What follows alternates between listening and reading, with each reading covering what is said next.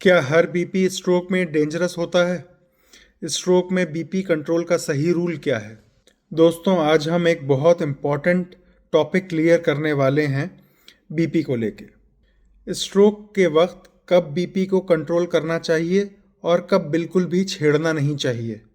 अक्सर लोग शॉक में चले जाते हैं ये सुन के कि स्ट्रोक के बाद 24 घंटे हाई बीपी कई बार फायदेमंद होता है, क्योंकि हाई बीपी ब्लड क्लॉट्स को पुश करता है और ब्लड के फ्लो को मेंटेन करता है जहां नस पार्शली ब्लॉक होती है।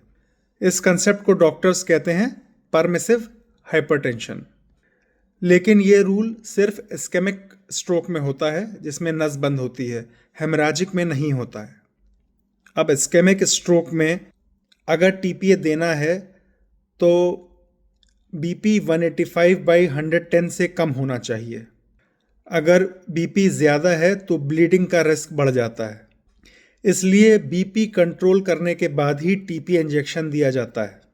अगर टीपीए नहीं देना है तो डॉक्टर्स अक्सर बीपी को 220/120 तक टॉलरेट कर लेते हैं जब तक कोई और डेंजर साइन ना हो।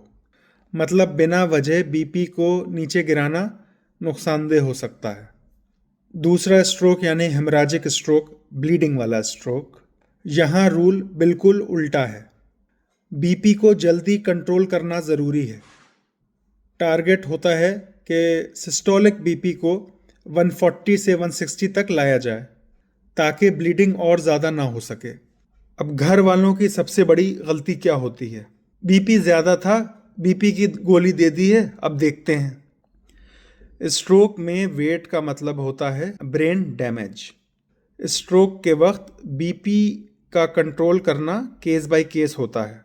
हर बीपी को फौरन कम करना नुकसानदेह हो सकता है। घर पर बिल्कुल कोई एक्सपेरिमेंट नहीं।